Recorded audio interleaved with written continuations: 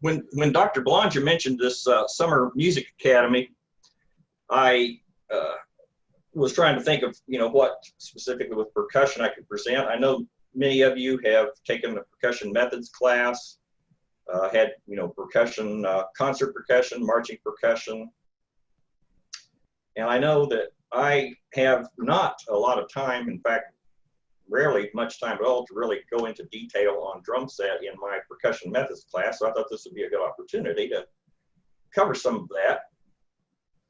And really one of my main purposes today is to encourage you to encourage your students to take up the trap set.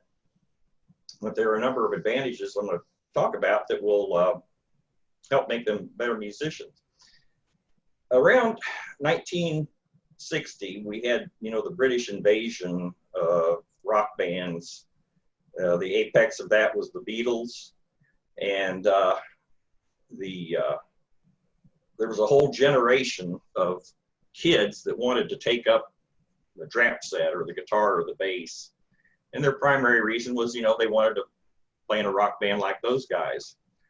So drum set sales soared, garage bands grew up everywhere, a lot of rock bands. In fact, the radio stars of 70s and 80s were this very generation. So hundreds of thousands of kids bought, drum kits and instruments to play. And it was truly a huge musical revolution that produced a lot of great music after that. But in a lot of the schools today, I don't see as many students as I would like to see playing trap set. And I think that there are a number of advantages to that I'd like to talk about. And to encourage them, I know I'm trying to encourage my students more to do that. But I can think of 4 reasons that are really good reasons to consider this, especially for a student that shows some ability. And one is that a trap set gives you a lot of motivation to practice. When a kid's got a set of drums to bang on, he wants to spend time playing the drums. And so I know when I was 7th, 8th grade, I spent a lot of time, just hours, playing the drums. So it was really a motivator to spend time on an instrument. The second thing was, as a result of that, you develop technique, you developed, chops, sense of time, learning to play fills, and that again developed me as a musician. The third thing is that a lot of people will not necessarily go into music as a profession, but if they play set, for example, in high school, many times, I'm sure know of a lot of people that, they played set in high school or college, and it's an avocation that they have for life. There's lots of opportunities to use the drum kit and playing with church groups or jazz groups or country bands. And the last reason is that really it's the of all the percussion instruments, it's the one that you can make some money at. You can actually moonlight. I know in college I played in a jazz trio on weekends and made some decent money at it. So all of those I think are excellent reasons to maybe encourage, especially some of our better drummers, to consider that if they haven't thought about it yet. Now, when a young drummer is learning to play the set, they'll adapt to rock style pretty easily because that's what they're used to hearing, and that's fine. Usually we start them off with rock beats and some fills and that sort of thing, learning to develop time. But when it gets into the jazz area, the student is probably less familiar. It's more foreign to him. They haven't listened to a lot of jazz, and the jazz playing on drum set is a little more nuanced. So they oftentimes need some help, a little help with that area. So specifically, the subject today that I want to talk about is helping a young or beginner drummer to learn some of the basics of jazz drumming through comping. So comping is where you're playing behind the band or you're playing behind a soloist, providing good time, good sense of swing feel. And it's about 90% of what a drummer's going to do in a jazz chart. So it's very important to learn how to do that, to get the right feel and the right style. So that's kind of the upshot of all this. But I know, as we all do, that Zoom is not a very good medium for me to sit here and play and demonstrate some things on the drum. So I needed a different way to do that. So I put together 4 items that are mainly for your students. And I hope you'll learn something from them too. But the first thing, I made a short tutorial YouTube video on some of the basics of jazz drumming that we'll look at here in a little bit. Secondly, I put together a book of some progressive exercises for a beginner to learn just some basic comping patterns, playing time, some of the counterpoint between the left hand and the right foot, snare and bass. And then there's a second video of me playing the exercises so they can kind of learn to emulate the style. And then the last thing there are links to 2 MP3 recordings that I made of a jazz piano arrangement of a couple of pieces. So that's like a music -1. So they have a drum part written out, and they can put the headphones on and listen to either a version with drums, and then there's a version without drums that they can play along with. And it's more fun if you have, you know, people or something to play along with rather than just playing some exercises. So that's involved in there too. Now, what I need is to figure out what I need to do to go to this YouTube, Dan. Could I share the screen first? Yeah, Dan? go ahead and share the screen. Okay. And to get to the YouTube, Dan may have to do it. does Dan, are you there? Yes, I am. Okay, I need to get to this YouTube video. It was before it was on this. Do I need to go to YouTube first? I think he can go. Or can you?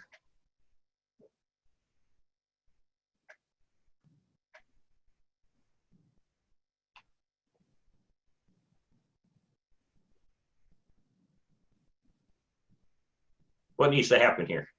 Phil, if you have the YouTube video pulled up, you can just share screen. I'm not sure what you're asking. Yeah, I don't have the YouTube video pulled up. I need to. Yeah, get it pulled up and then share your screen. Okay, where do I go to? So share your screen.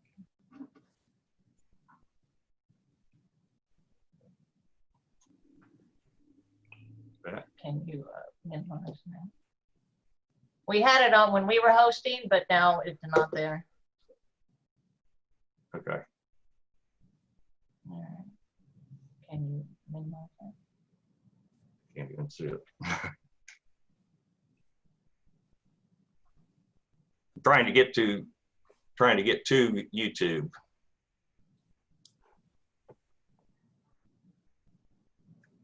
You have your web browser pulled up? Well, I can't see it from right here. Do I need to exit out of full screen? Yes. I think so. Yes. Okay. All right. Yeah, now go up here. Plus sign. And let me get to that.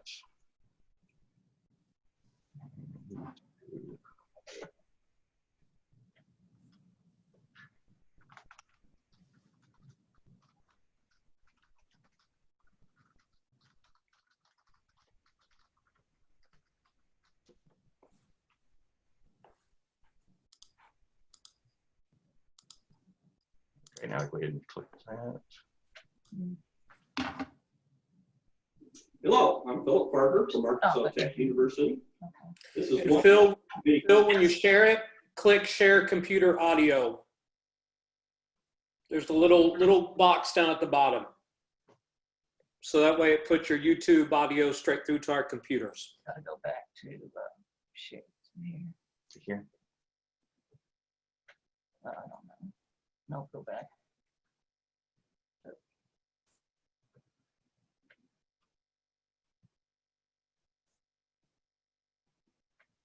Okay, now. And then if you have it pulled up, go ahead and click share screen. And then when you share screen, there's going to be a little box that says share computer audio. Hit share screen on your Make it bigger. Uh-huh. Share screen. on your Zoom. There you go. All right. Now share computer sound. Yep, that's it. There you go. You got it. And click share Yep. Now click the for the video. video.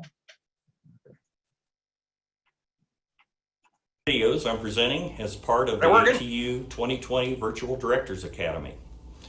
It's an introductory video designed to teach a young drummer, 9th through 12th grade, basic concepts of swing drumming.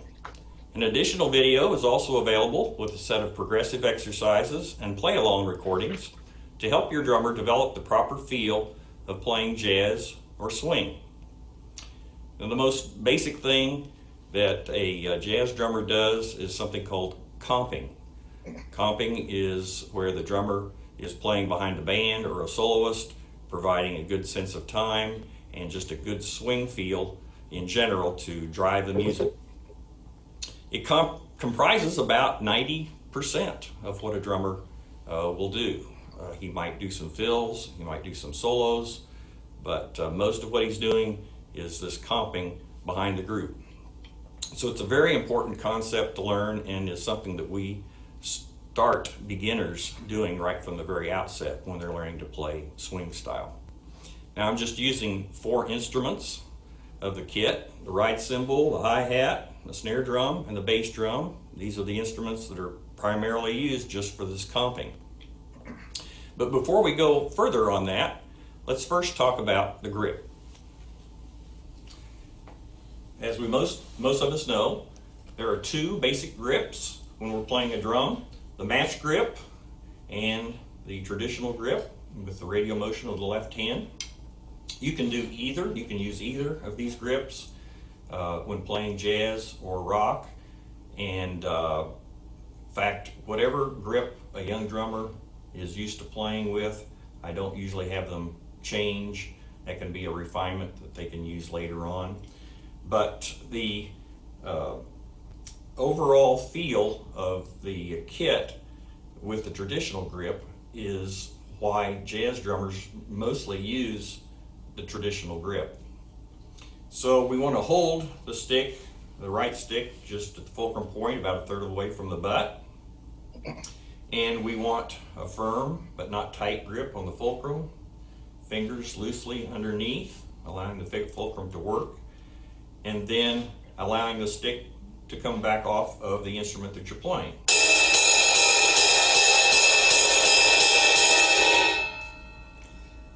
Left hand, same thing. You want loose, fingers not cocked like we do a lot of times in marching, but feeling very relaxed here, using that radial motion in the same way, allowing the stick to come up off of the instrument it's playing. Now, some jazz drummers like to turn the wrist outward a bit, so we have the thumb on top, similar to a French grip and timpani. And this allows for a different kind of finger action.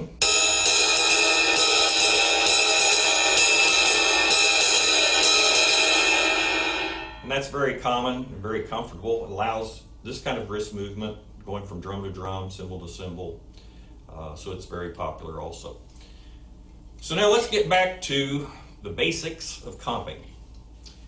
Now, one of the basics of comping is to be able to play the basic swing pattern. Now I'm going to play this swing pattern, but I'm going to play it the way that you might hear a beginner drummer play it, and then we can break it down and see what changes need to be made.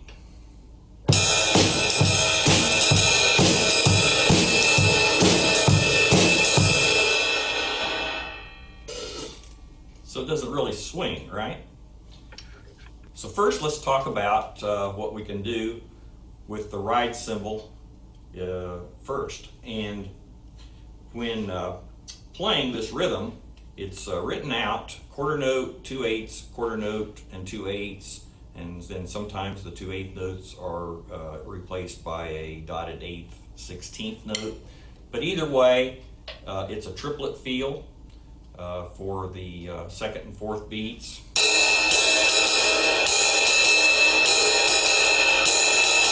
One triplet, two triplet, three triplet, four triplet. So that making that an accurate triplet, rather than sometimes the younger students don't want to subdivide that quite. So make sure it's an accurate triplet. And the ride cymbal itself, you want to strike about 1/3 to 1/2 of the way from the edge. This gives you the best overtones as well as the best articulation from the instrument. But the most important thing to do is to play an accent on the second and fourth beats. So you have this.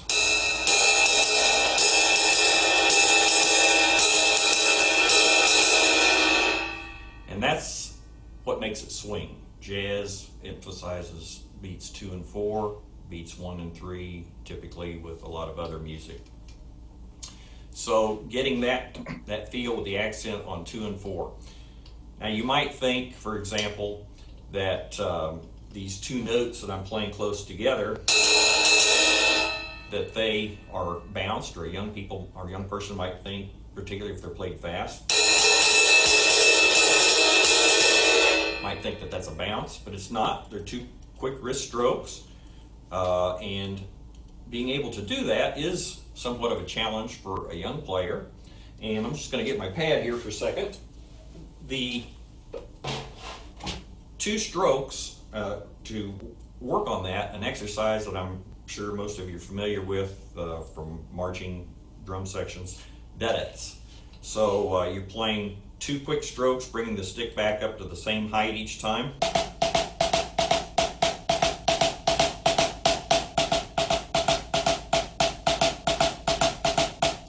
So that's a great thing for even very, first year drummers to begin to work on, develop the 2 quick strokes. And the another variation on this is one that's, let's say, a measure of 6/8, quarter note, 8th note, quarter note, 8th note, and we're going to accent the quarter notes. So you would have this.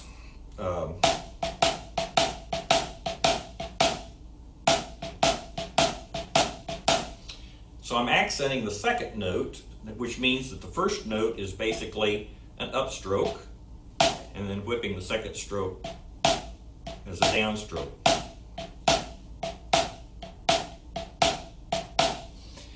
Now, this is applicable, of course, in a number of rudiments. For example, the flamacue, that left hand, the upstroke, and the accent on the downstroke. And then also with the kit, you would have a shuffle rhythm, which goes like this and uses that same kind of stroke.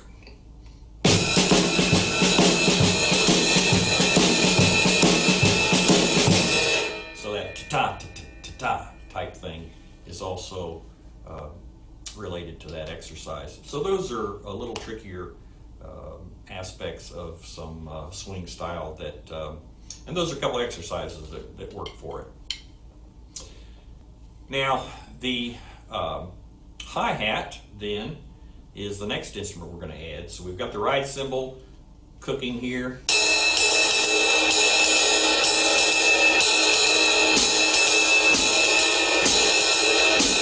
I'm adding the hi-hat on 2 and 4. Good chunk sound, don't be bashful about it. The bass player oftentimes focuses on the hi-hat just to make sure they're in sync with time.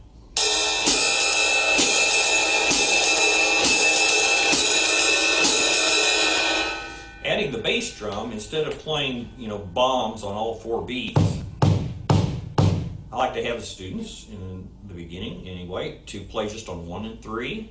but to feather the bass drum. That means just playing very lightly with the foot this way. And so you'll have a right foot, and then the left foot will be harder. But that way the bass drum is really felt more than heard. So we have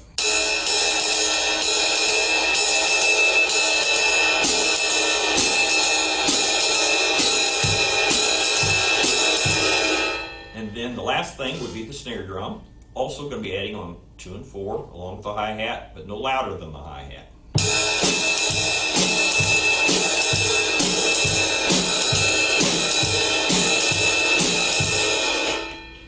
So altogether, that swings a lot more than,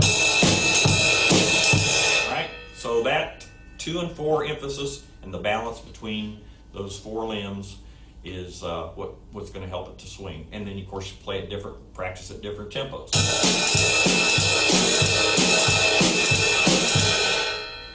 Same thing with the students, starting off slow, working towards fast.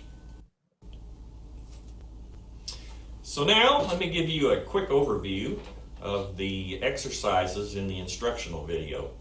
I've used these for many years. They're simple to learn, and a young drummer can really learn to do some good effective comping with some practice. The first of these exercises, instead of playing the snare drum on 2 and 4 with the ride rhythm we were doing before, we're going to, for example, throw the snare drum off of the 3rd beat. So it would be like this.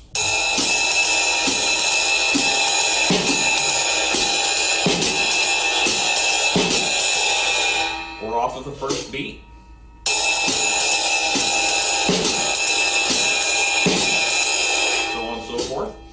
Now with the 2nd and 4th beats, we do something just a little bit different. We don't play the next down beat on the ride cymbal, and then we accent those notes. So off of 4 comes out like this.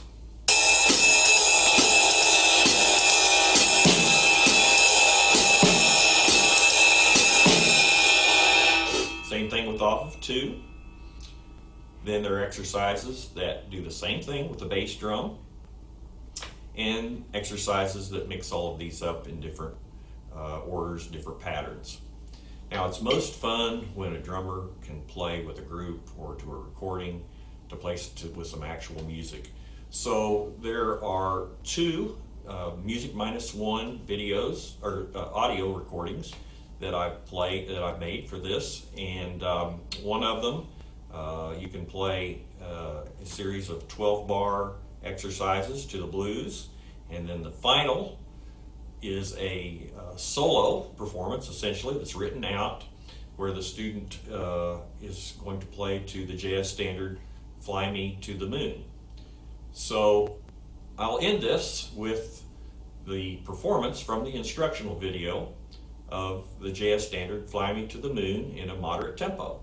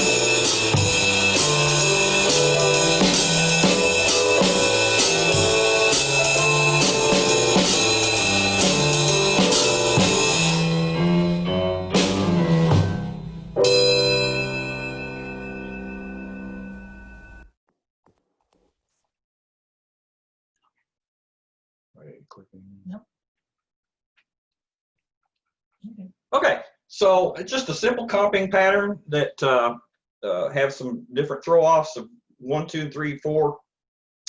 The drums were overbalanced on to the piano, but I kind of did that, had that done on purpose so that they be sure that they could be heard. I want to talk briefly about several other things concerning the drum set. One would be for sticks for jazz. Probably the most, in fact, I think the most widely selling stick is the Vic Firth 5A.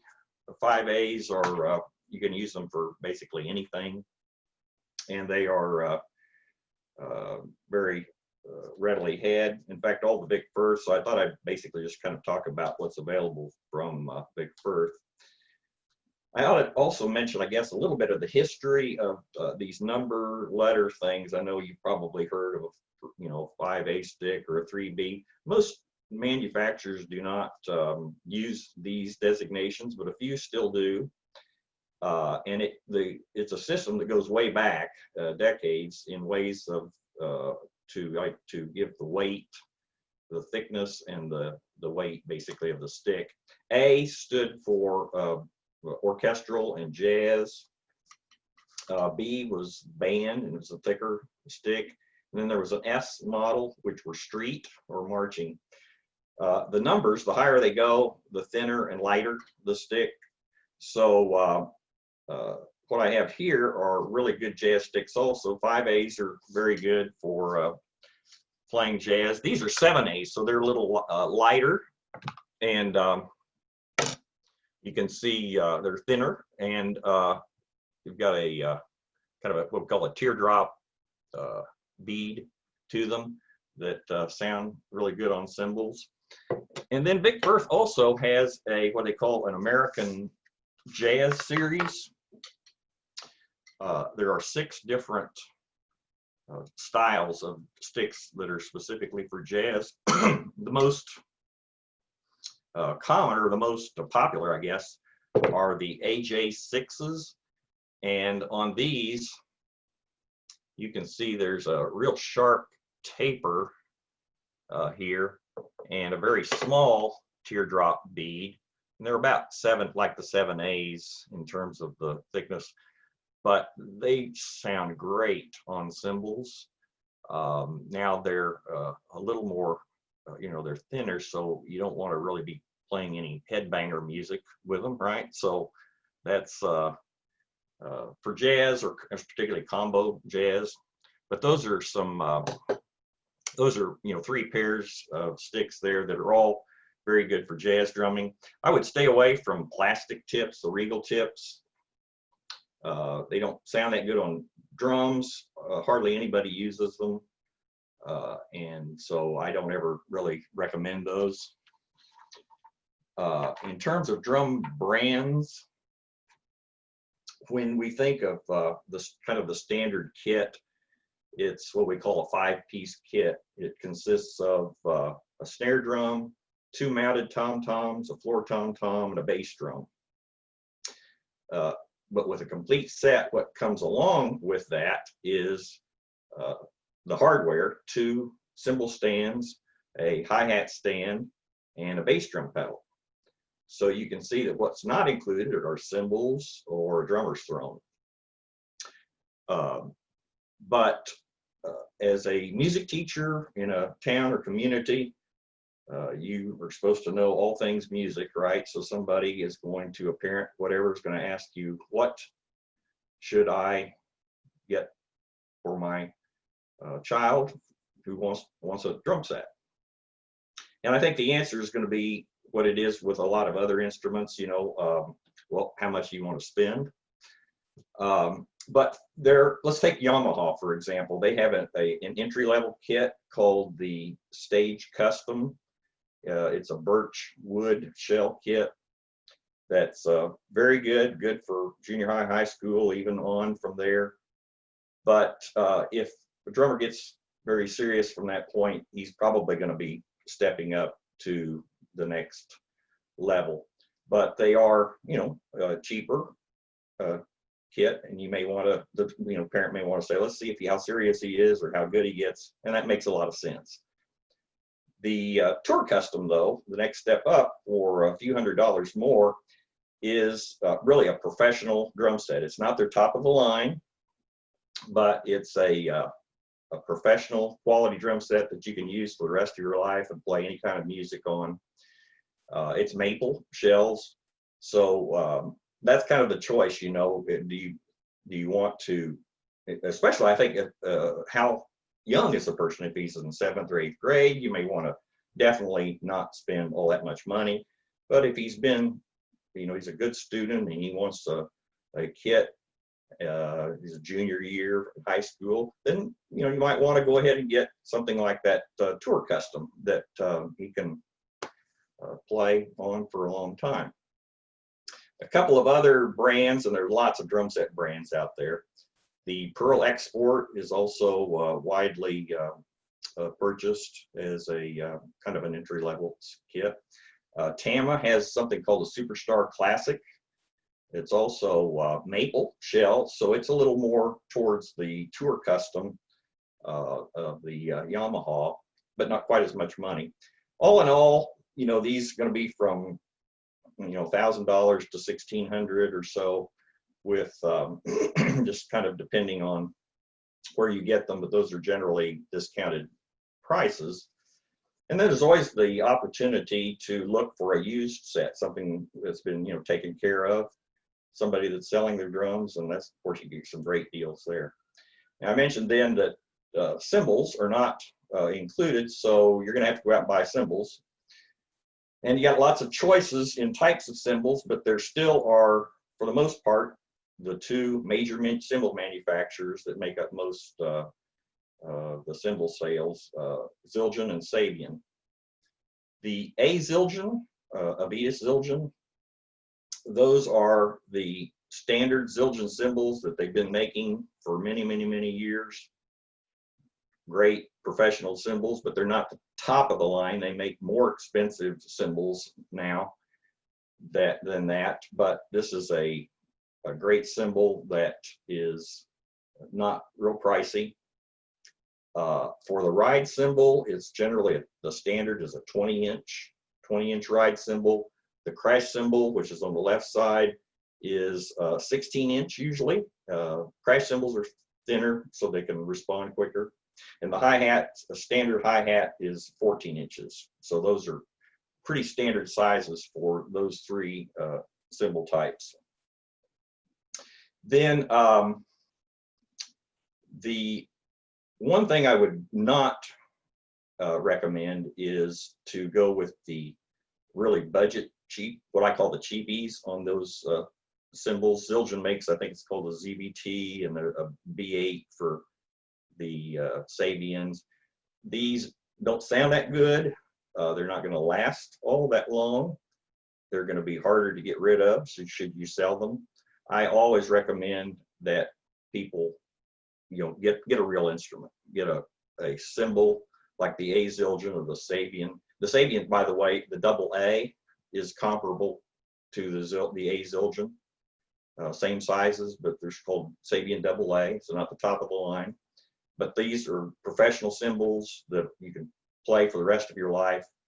And then if you do sell them, you got a lot of people that will want them, as opposed to the cheaper ones, which if they're not cracked, good luck trying to find somebody that will want them. Then setting up the drums, just real quickly, you might have a student that's left-handed. He wants to set them up the opposite way, right? Flip things around.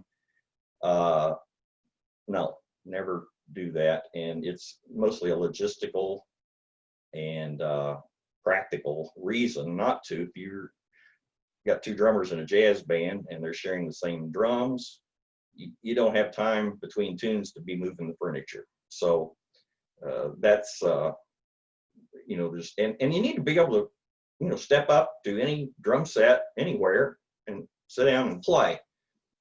And so you'll find very few people that do play, although there are some that play with them turned around, but I never recommend it. It's not any advantage left-handed or right-handed. Actually, there's not really a difference. The real quickly on heads, I could go into a lot of different heads, but I'm just going to give you probably the most used drum head on trap sets. It's the Remo Ambassador, either coated or clear. The coated on the snare drum for jazz, you definitely want the coated for the snare drum, because if you're using brushes, you want that rough surface to, you know, be able to make the swishing sounds that you're getting from the brushes, where a clear head won't do that. But those are widely used and sound great. A little bit about tuning them. Everybody's got different methods, different sounds that they want, depending on whether you're recording, what the venue is, what type of music you're playing. But in general, having the batter head, the top head, a little bit tighter than the bottom head. So the resonant head is maybe a minor third down, looser than the top head. And this would be on all the drums, because it actually is an acoustical fact that they've, you know, figured out that that gives the most projection for the drums when you're doing that. So that's just a real kind of a quick overview on the tuning for those. The snare drum, however, is both rock and jazz is tuned lower than it would be like a concert snare drum. So you're not trying to get a really high crisp sound from the drum. You're tuning it down a little bit. You know, for rock's a little funkier sound, or jazz gives you a little ring or a little length to it. And so that's really kind of a difference. The tom-toms, though, for jazz, they're generally tuned higher than you would for rock. So they're kind of more melodic. A jazz drummer, when he improvises, he's actually kind of playing melodically. So they'll tune the tom-toms higher in general. The bass drum is going to need some muffling. And, you know, some people, you'll throw a pillow in there, or blanket, some stuffed animals, you know, whatever, to muffle the heads a little bit. But there actually is a product by Evans called an EQ pad. And it's a big pad with some weight on it that you can open up, and you can put it against either head. It's real handy, and it's not much money at all, but it's kind of a nice piece of equipment. There's also a pedal patch where the pedal strikes the bass drum head. You've got you can have a little patch put on the head that makes the articulation a little different. And sometimes people just put a couple of adhesive squares of moleskin on there, but and some people don't like having the pad on there, for depending again the kind of sound or music that you're playing. We also know that regardless of your instrument, if you're going to play jazz, you're going to have to listen to jazz. You're going to have to learn the style, the feel of it, and the more jazz you listen to, the better feel you're going to get for it. Listening to other drummers play, it's fine to, you know, imitate. We all imitate someone at some point, but there are two videos that I think are just terrific that your students, as well as you or anybody who loves jazz, will love these YouTube videos. One is called Joe Morello Standard Time. Now, Joe Morello was the drummer with the Dave Brubeck Quartet back in the 60s with Take 5 and all of that. This is not Brubeck on this recording, but they're playing standards, a lot of the jazz standards. There's quite a few of them that are swing style. So you can hear a lot of comping. Morello's doing a lot of comping, which he does really a great job, and some good videos of that. And then the second one is my favorite drummer, Jeff Hamilton. The Jeff Hamilton Trio Live at Jazzport is the name of the video. And it's a piano bass drum trio. for my money, Jeff Hamilton is the most musical and creative drummer, jazz drummer that we have out there right now. He's also maybe the top brushwork man. This video, it's really just a 5-minute, or I mean a 45-minute concert with hardly any break at all between tunes.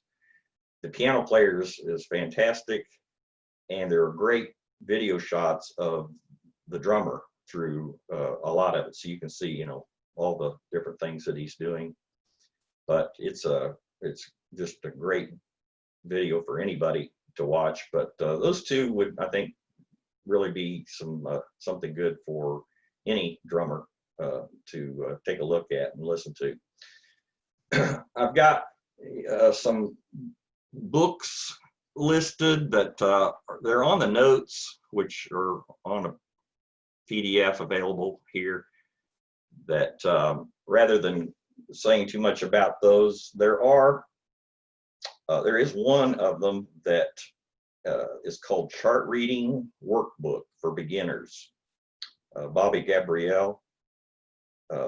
I wanted to originally have something on chart reading here today, because that's a subject that also is, for beginning drummers or young drummers, is an important thing to learn how to read one. The chart doesn't really tell you what to play, just a skeletal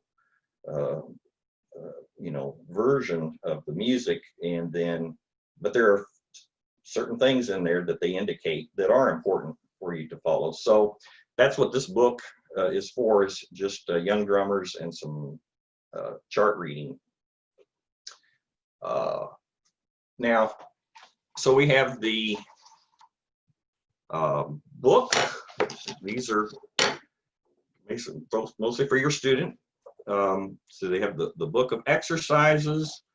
We have the and these are on PDF as well. Or if you wanted, you know, this bound like this on, I've got it on good paper. If you want me to mail it to you for, you know, postage, I can do that as well. Or it's downloaded as a PDF. We have that, the 2 videos, the one that you just watched, and then a performance video. Then at the end of the performance video are the links for the 2 MP3s where they can play along with those 2 jazz tunes. And then I also put my outline, or just part of it, on the on where the website here. I want to also thank Dr. Nathaniel Chapman for helping me make these videos. He's teaches in the sociology department at Tech. He's taking drum set lessons from me, and when I asked him about this, he got really excited about doing this for me.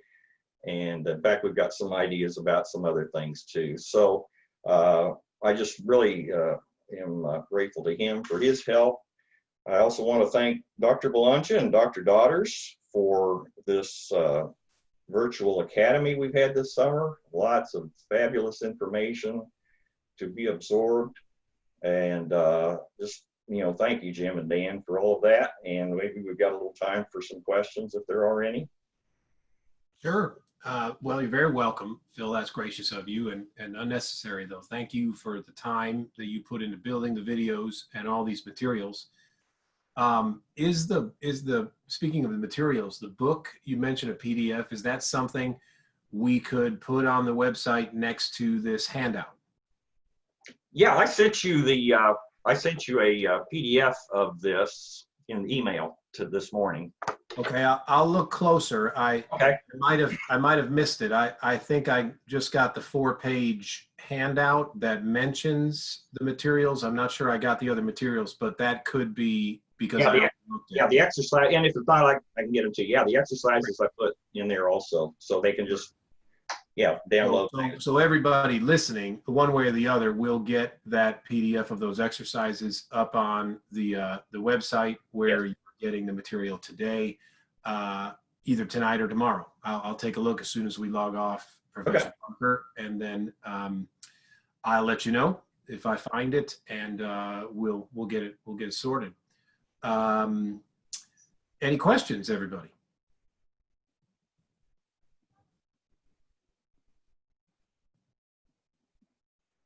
Well, that's if there's a second left, I have a story, short. sure.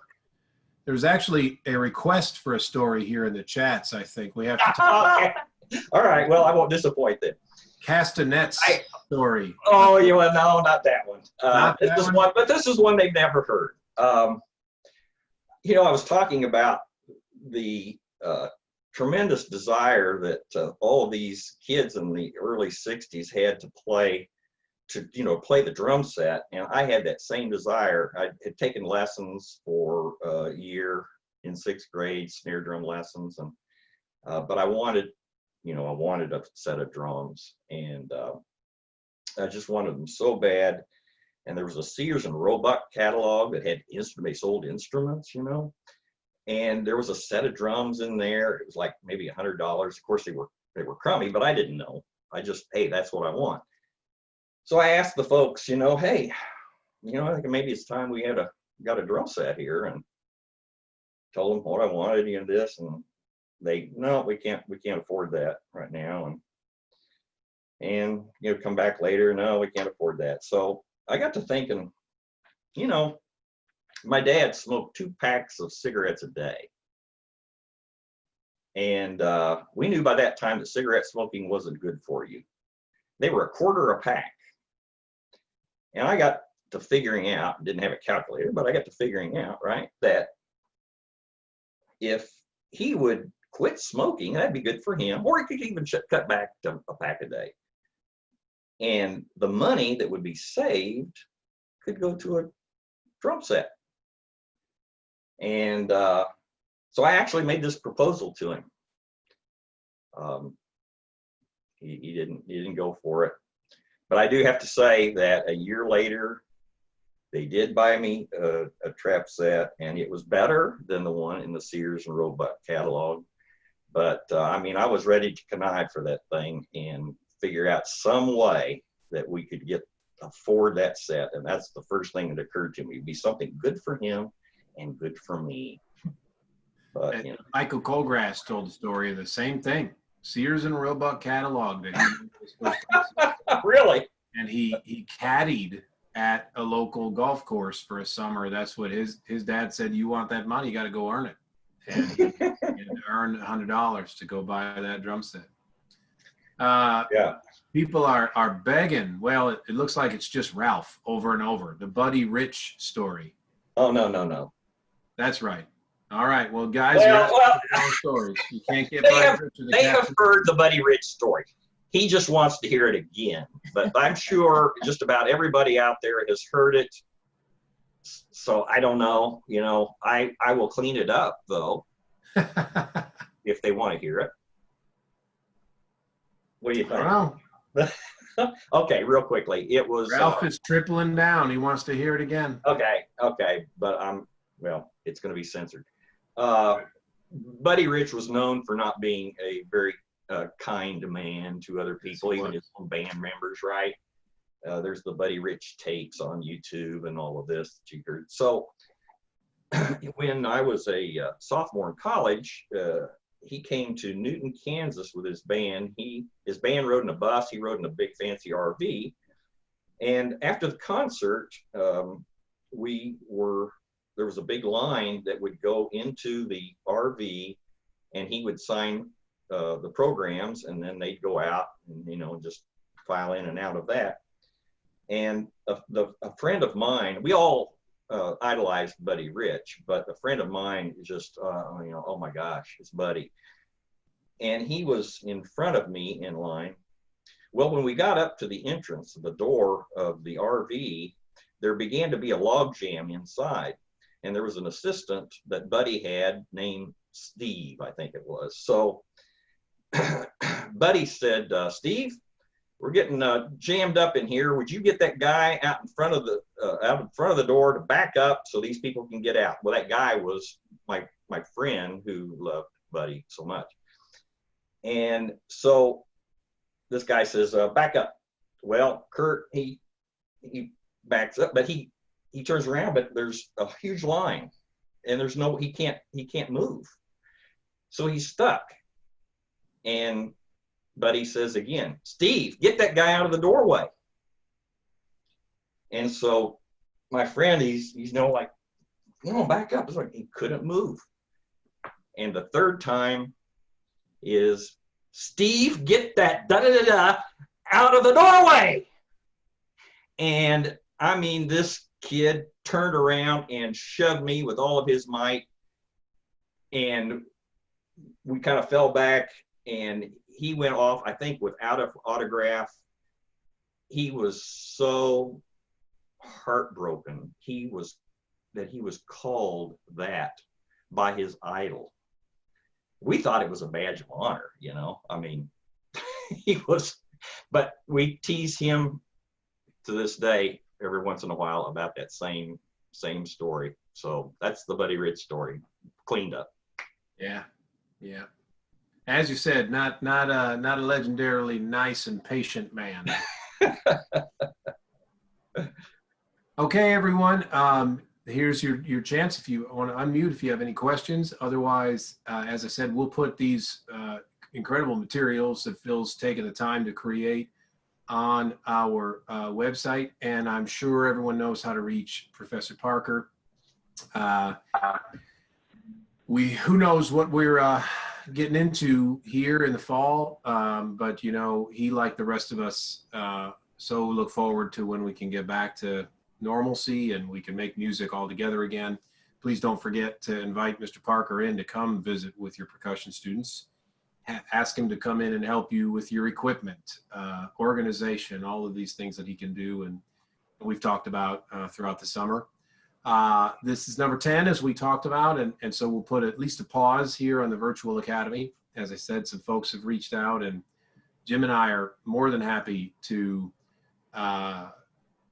sort of evolve this thing if it serves anyone in any way whatsoever. It's been a nice thing for me personally, I'll just say, to be able to look forward to Tuesday evenings and have this to develop and visit with everybody throughout the summer. Thank you, Julia, for all of your support and making professional development available for everyone. I have my homework to do to get you those lists now that we're past ABA. Julia and everyone, you should start seeing your certificates pretty soon. Please stay in touch with Jim, myself, any of the rest of us on the tech faculty, and know that if there's anything we can do to help you at any time getting through this and then moving forward, we'd be very, very happy to help. I'm sure all of us are feeling this sense of, you know, a little bit of listless, a little bit of adrift without our regular students to see and the regular challenges and the regular schedule. And I know that I speak for my colleagues that if there's a way we can help you, that would be our pleasure, literally, to be able to get involved and do some good. So thanks in advance. Those of you launching back into the public schools here soon, never been, I don't know, never been a more interesting time, certainly.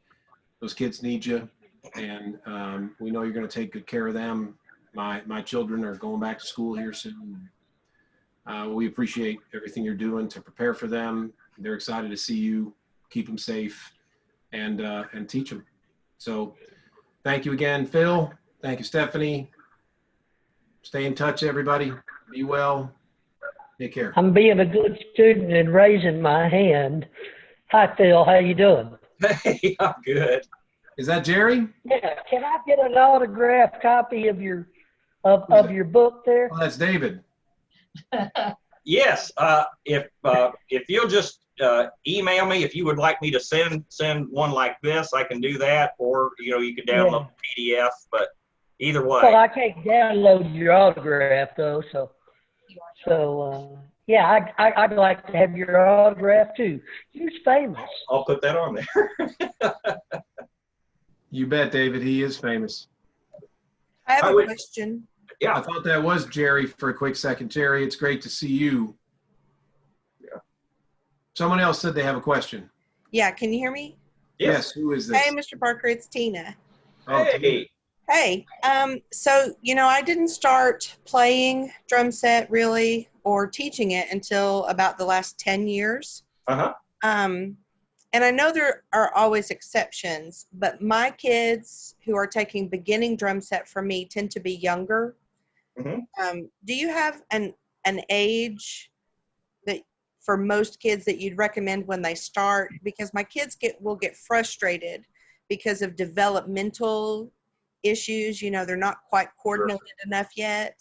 Yes, right. No, I mentioned, I think, sort of stuck it in there that, for example, I had a year of, at least, of snare drum lessons, rudiments, developing technique before anybody was going to let me touch a drum set. They wanted to know if I was any good at it. And at some point, of course, that, like I said, that desire that I had, I was one way or another, come hell or high water, I was going to play the drums. And but here's the answer can be obviously dependent upon the student. This is probably 20, 25 years ago, I had a student, a drum set student who was a kindergartner. He had already, his parents had bought him a drum set. He already knew how to play some rock beats and some fills. And so I taught him for a few years, and he didn't go into music as a profession, but he, learned to be a really good drummer. But he just had that, right, as a kindergartner. I definitely would think that you want to get them to where they've got some pretty good technique before you want to invest in a drum set. So, if you start in 7th grade, maybe the next year, or the 9th grade. That's generally when we do, is in 7th grade. But only a few of those kids really are very coordinated. That's very early. If that's the first introduction to drumming, that's why I said having. Well, we do 6th grade beginners. So they've had a year of beginning band. And so in 7th grade, I will let them start taking drum set, and they all want to do it. Mm-hmm. But there's usually only one kid, maybe 2 kids that, they're just naturally coordinated, and Some they are ready. take off. Right. Some are ready and some aren't. That's and right. Then the other kids see that, and then they drop out because they're frustrated because they can't do it yet. Well, now, another problem, of course, do they have a set at home that they can practice on and get better? That's always an issue. That's always a big deal. And there wasn't any way that I was going to be able to play the drums unless I had some drums. So it's not that we're talking about that every percussionist in the band is going to be playing set. Even though when I was in high school, I think probably all the percussionists in my high school band probably had a drum set and played, just because that, like I said, that was sort of the time. That's what everybody wanted to do. But I think definitely you've got to think about the individual. Are they ready to get into more coordinated aspects of playing? And you don't want them to feel frustrated and to give up, but maybe they need to wait a little bit longer. Yeah. That makes sense? Yeah. I'm glad you're doing that.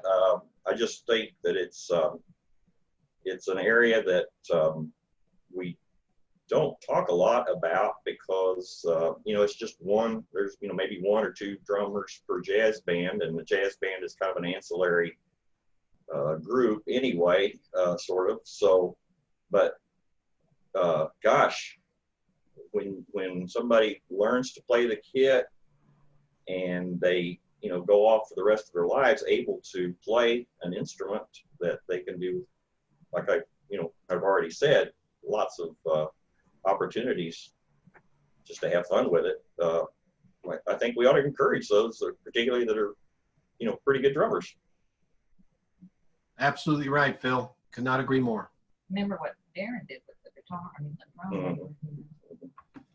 Mm-hmm. Yeah, Kim reminded me when our youngest son, I had given him some lessons when he was 8 or so, but there was a Guitar Hero came out. Y'all remember that? And there was a drum version called the Lego Beatles Lego something, but there was a little, sort of rubber drum kit that he would play on, but then he would look at the TV screen just like with Guitar Hero, and they would tell you, you know, hit this color was this instrument, this color was this instrument. And after a couple of weeks, I realized, my gosh, he's playing some pretty complex stuff on here that if I had tried to, you know, put it down as music or had tried to rote teach it to him, I don't think it would happen. So I've always thought, you know, gosh, that was a great way to just learn the coordination. There was something about that that particular toy, or whatever you want to call it, that was very educational for him anyway.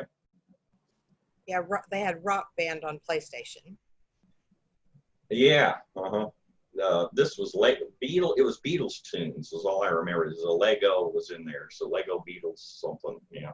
Yeah, Daniel Niven used to play it. Yeah.